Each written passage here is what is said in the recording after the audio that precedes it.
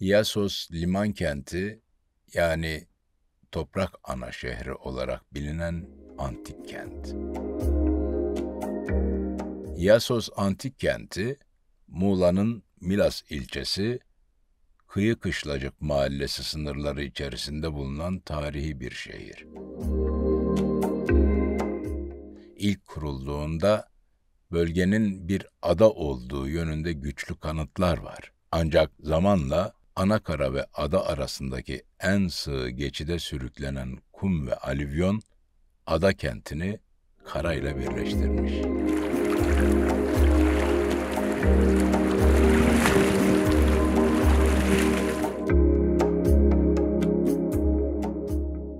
Karayla birleşen İassos, önemli bir kent olmasına rağmen her antik kent gibi zamanla saldırılar karşısında zayıflamış, halkı da göç etmek zorunda kalmış. Halkın göç etmesiyle birlikte yıllarca sessiz kalan şehir, bakımsız bırakılarak tahribatlara uğramış.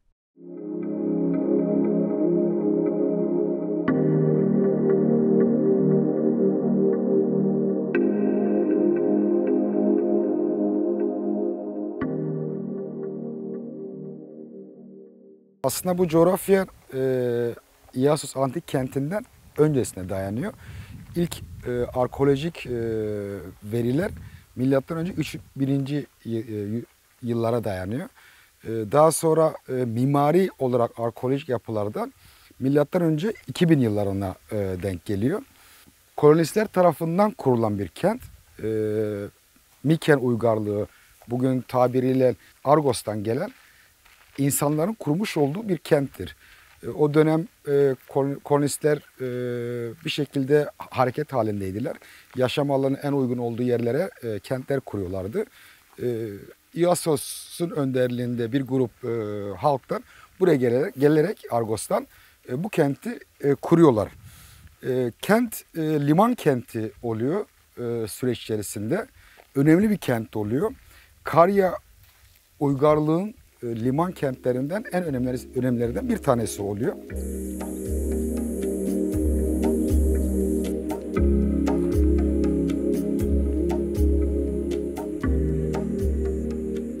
İnşasında daha çok mermer yapılar kullanılıyor.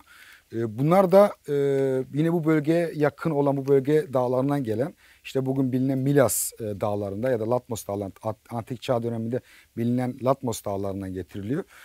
Önemli yapılarda daha uzak alan olan, bugün Denizli'ye yakın olan Aydın il sınırı içerisinde bulunan Afrodizya antik kentinden getiriliyor.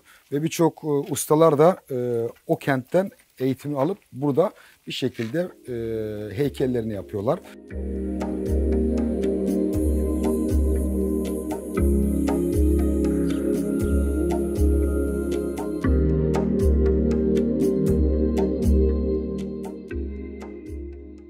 Anadolu coğrafyasındaki birçok kentte, antik kentte olduğu gibi İassos da tahribata uğrayan bir kenttir. Ve gerektiği gibi korunamıyor. Çok önemli bir anıt mezar olmasına rağmen o önemi doğrultusunda ne bir koruma var, ne bir yeniden restorasyon süreci var. Tamamen kaderine terk edilmiş bir şekilde doğa koşullarında ayakta kalmaya çalışıyor.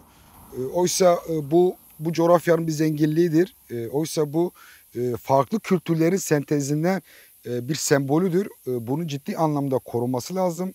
Bunun ciddi anlamda bir restore edilip bu bizden sonraki kuşaklara da aktarılması gerekiyor.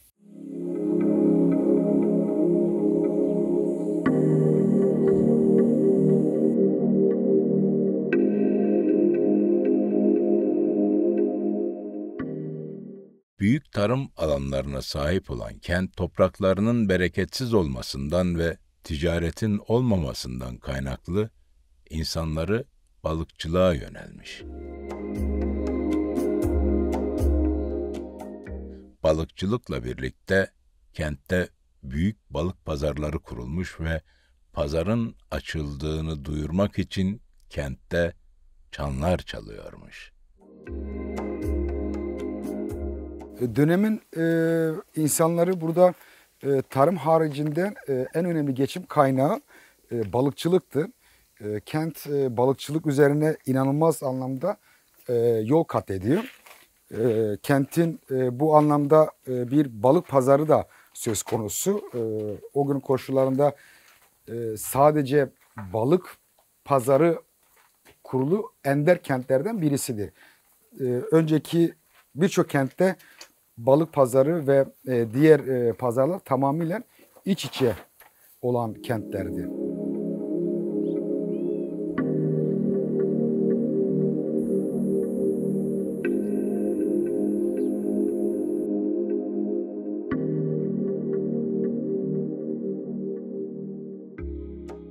Ayrıca kentte tiyatro ve müziğe dair kalıntıların bulunması, halkın sanata ve okumaya önem verdiğini gösteriyor. Ancak günümüzde kente girdiğimizde, tahribat sonucunda kentte ne tiyatro eserleri, ne müzik sesi, ne de tekne çığırtıları var. Kentteki bu sakinlik insanı önce şaşırtıyor. Tarihi kalıntıları, dalga sesini algılamak biraz zaman alıyor.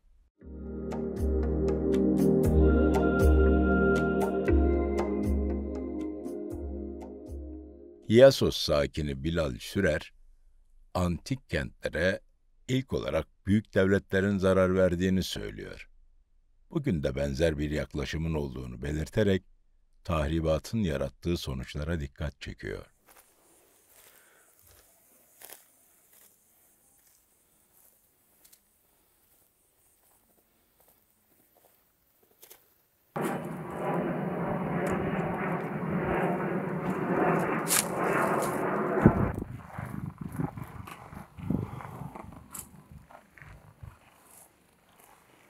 Şu an biz bir amfiteyatro, bu kentin, İyas Antik Kenti'nin amfiteyatrosundayız. Ancak şöyle dönüp baktığımızda tiyatroya dair herhangi bir şey yok. Sadece ve sadece alanın yapısından kaynaklı burada bir tiyatro olduğunu görebiliyoruz. Bu tahribat bugün başlamadı aslında. Bizans ve Osmanlı sürecinden başladı. Tarihi antik kentlere en büyük darbeyi de aslında onlar vurdu. Bugünküler de onların ardıllarıdır. O gün liman kenti olan, antik kent olan İassos tamamıyla tahribata uğramıştır. Bunun da en büyük etkeni denize kıyısı olduğundan dolayı. Denize kıyısı olan tüm antik kentler önce Bizans, daha sonra Osmanlı tarafından tahribata uğrattı. Devşirme malzemelerle İstanbul'da yeni yapılar yapıldı. Bugün İstanbul'a gittiğiniz zaman Yerebatan Sarnıcı'nda o bölgeye ait olmayan yapılar görürsünüz. Medusa kafalar vardır örneğin, büstler vardır. Ters çevrilmiştir. Yani orası oraya ait değildir. Başka bir antik kentten taşınmıştır. Keza İstanbul'un antik limanı yine başka antik kentlerden taşınan malzemelerle, devşirme malzemelerle, işte tiyatrodan sökülen taşlarla inşa edilmiştir. O günden bugüne tahribat devam ediyor. Yani bugünküler dünden çok mu iyi? Hayır. Şöyle göz önüne aldığımız zaman bakıyoruz. Dağ taşı tamamıyla imara açmışlar. Tamamıyla doğal kalması gereken, yeşil olarak kalması gereken, yani bu güzelliği doğal ortamından faydalanmamız gerekirken biz ne yapmışız? Betona boğmuşuz. Betona gömmüşüz. Tamamıyla yeşil alanları yok etmişiz. Dağı imara açmışız. Hangi akılla, hangi mantıkla olmuş bunu düşünmek çok zor değil. Tamamıyla rant algısından kaynaklı doğal ortamlar maalesef tahribata uğruyor. İmara açılıyor. Bölgenin coğrafik yapısıyla bu antik kentin yapısıyla hiç uyuşmayan karakterden binalar yapmışız. Hiçbir estetiği olmayan binalar yapmışız. Yani tahribat bugün başlamadı.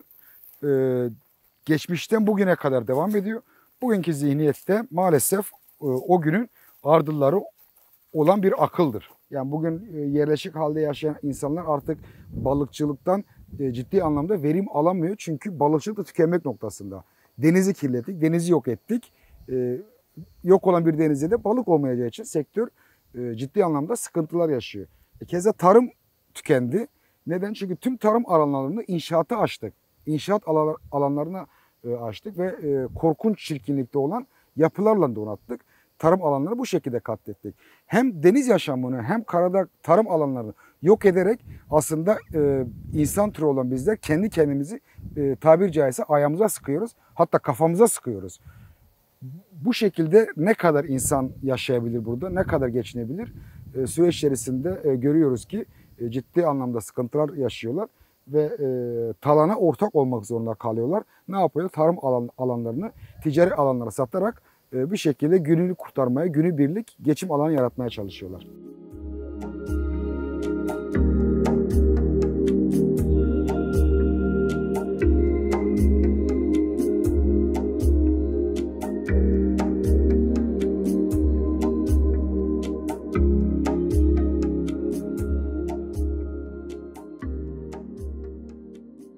Evet, zeytin ağacı. Zeytin ağacı bugün pek kıymetini bilinmese de eski medeniyetler zeytin ağacına inanılmaz derecede kıymet vermişlerdi. İnanılmaz derecede önem vermişlerdi. Hatta kutsallaştırmışlardı bu zeytin ağacını. Milattan önce 5. 6. yüzyıllarda Solon yasaları vardır. Solon zeytin ilk bilinen zeytinin ve zeytin ağacını korumaya dair çıkarmış olduğu yasası vardır. Yani o gün koşullarında işte 2500 yıl önce bir zeytin ağacını yok etmek, kesmek, imha etmek bir insanı öldürmekle eşdeğer tutuluyordu. Bu kadar önem atfedilmiş zeytin ağacına. Oysa bugün maalesef mevcut hükümet bunu öngörmüyor. Zeytin ağaçlarını talan ediyor, imara açıyor, yok ediyor. Farklı gerekçelerle bu zeytin ağacımız maalesef biz koruyamıyoruz. Bu ağaç yaşamalı. İnsanlık var olduğu sürece bu ağaç yaşamalı. Çünkü zeytin ağacının tarihçesi, varlığı insan türüyle eşdeğerdir.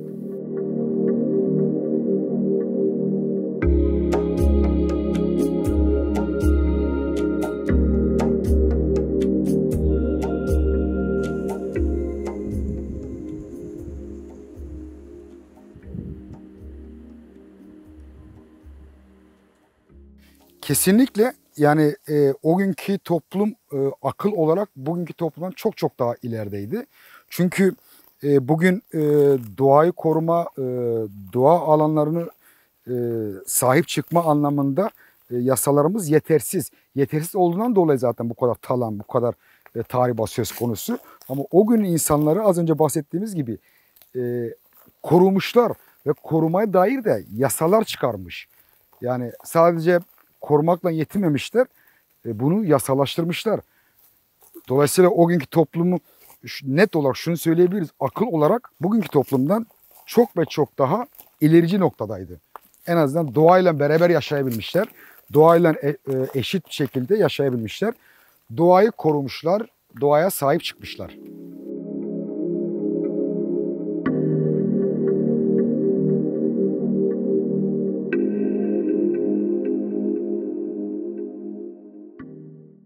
Şöyle diyebiliriz, yani o günkü toplum akıl olarak dedik ya, bugünkü insanlar çok çok ileride bir noktadaydılar.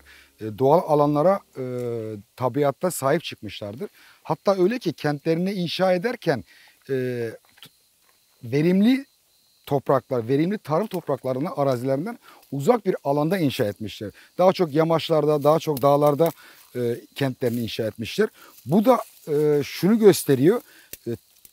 Geçimi olan tarım arazisine sahip çıkmışlar. Yani biliyor ki arazisine sahip çıkarsa, arazisini korursa, bu verimli toprağı korursa yaşamını idame edebilecek. O günden bugüne geldiğimizde bunu göremiyoruz. Yani kentleri görüyoruz. Nerede bir ova var ise, nerede bir tarım arazisi var ise, nerede verimli toprak var ise, işte Sök Ovası'dır, Menderes Ovası'dır, Çukurova'dır gibi birçok ovayı saydığımızda görüyoruz ki kentler tamamıyla ovaya yerleşmiş. Kentler tamamıyla tarım arazisinin üzerine inşa ediliyor. Koca koca binalar tarım arazisinin üzerine inşa ediliyor. Yani o gün tarım arazisi koruma amaçlı kentlerini dağlarda yapanlar bugün aynısını yapamıyor maalesef. Yani tamamıyla talan vardır, tamamıyla rant vardır, tamamıyla doğaya saygısızlık vardır, doğayı korumamak vardır.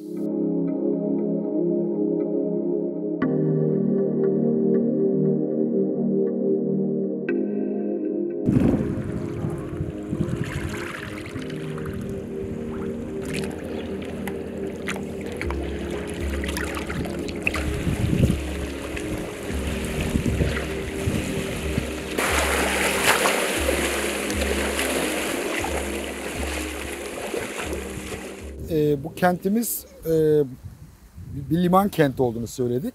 Mevcut yapı kentin limanına giriş çıkışı kontrol etmek için yapılmıştı. Yani istenilmeyen gemiler limana alınmıyordu.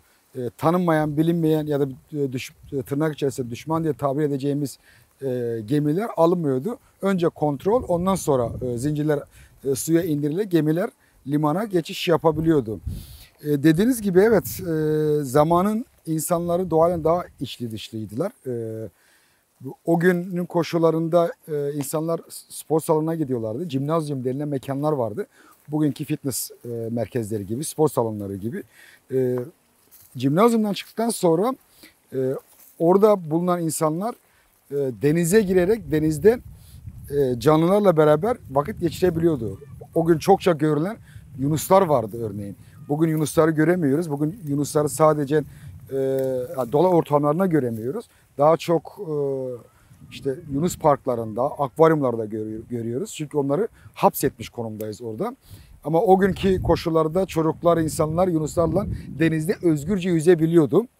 Hatta İassos antik kenti bu olayı o kadar önemsemiş ki para biriminin üzerine bu yunuslarla beraber yüzen çocukları figür etmişler. Ve Yunus'un sırtında olan çocuk o para biriminde yer alıyor.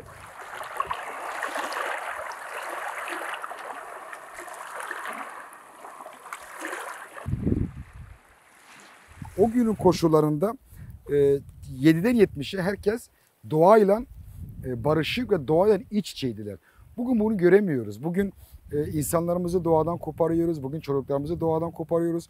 Sokakta yürürken bir kedi ya da köpek gördüğümüz zaman, görüldüğü zaman ebeveynleri aman dokunma, ıy pis, işte ısırır, hemen yerden bir taş alıp o hayvanı kovalayabiliyor. O öyle değil. Yani sokakta görmüş olduğunuz hayvanlar açtır. Aç olduğu için sana geliyordur. Bir şefkat gösterdiğiniz zaman, sevgi gösterdiğiniz zaman hemen iletişim kurulabiliyor sokak hayvanlarıyla. Çocuklarımızı apartmanlara gömmüşüz. Topraktan uzaklaştırmışız.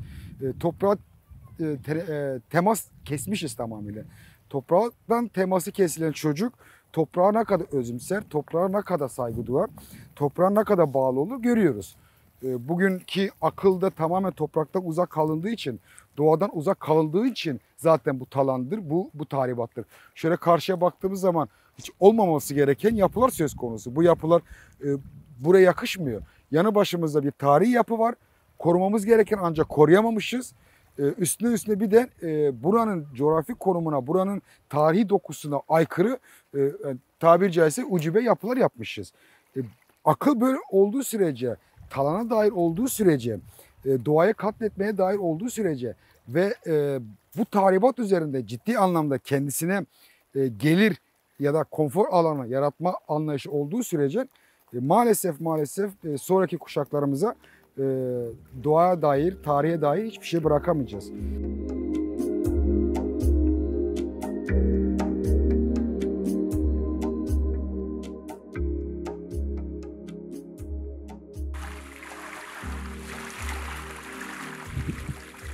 Öyle bir akıl var ki bizden önceki medeniyetlerden sanki intikam alır gibi bir algı söz konusu. Hasankeyf örneğinde gördük bunu. Hasankeyf bugün sular altında kalıyor. Kurtaramadık. Kendi adıma söylemem, kurtaramadığımdan dolayı o bireylerden biri olamadığım için inanılmaz derece vicdani azap çekiyorum. Çünkü bizden sonra gelen kuşaklara Hasankeyf'i bırakamayacağız. 12 bin yıldır emanet almışız biz o coğrafyayı, o yapıyı. Bugün tahribat etmişiz ve bugün bunu bizden sonraki kuşaklara bırakamayacağız. Keza Bergama'da bulunan Aliana antik kentini kendi ellerimize yine Hasankeyf örneği olduğu gibi baraj altına bırakmışız. Yani bunlar bize ait değil. Bunlar tüm insanlığa ait. Bunlar bizden önceki medeniyetlerin bizlere bırakmış olduğu değerlerdir, kültürdür. Bizi var eden unsurlardır. Bunu tahrip ederek, yok ederek nereye kadar gidebilir ki insan türü? Bu nedenle doğamıza sahip çıkmamız gerekiyor ve doğayla beraber bizden önceki medeniyetlerin bizlere bırakmış olduğu kalıntılarını, yapılarını inanılmaz azami bir güç ile bir emekle, bir çabayla korumamız gerekiyor. Sadece ve sadece Anadolu'nun mirası değil bu. Bu insanlığın mirasıdır. Birçok örnek sayabiliriz bu şekilde tahribata uğramış olan kentleri. Ancak şu an İassos'tayız. İassos'taki tahribatlar göz önünde. Dediğim gibi yani yanı başımızda bir tarihi yapı var. Bir çarpık kentleşme var. Acıdır ki şehir planlamasını yapan insanlar bu coğrafyadan çıkmış. Yani bundan 2000-2500 yıl öncesine insanlar oturmuşlar, akıl insanlar oturmuşlar, bir plan yapmışlar. Nasıl bir kent olmalıdır, nasıl bir kentte yaşamalıyız tartışma ve önlemini bulmuşlar.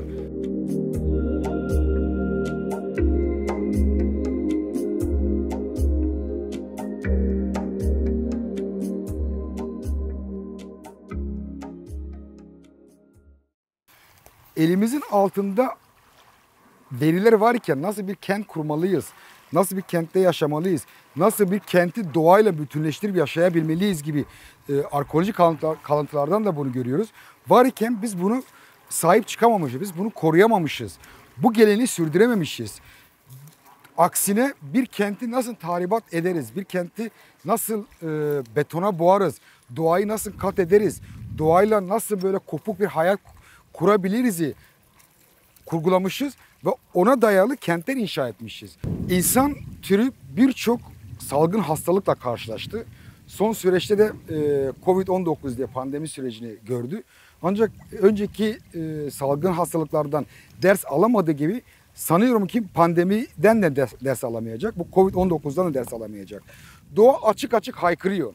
Benimle barışık yaşamadığın sürece, bana sahip çıkmadığın sürece, beni korumadığın sürece ben intikamı alırım senden ey insan türü. Ve nihayetinde bunu yapıyor bize. Dolayısıyla insan türü doğayla barışık yaşamalıdır.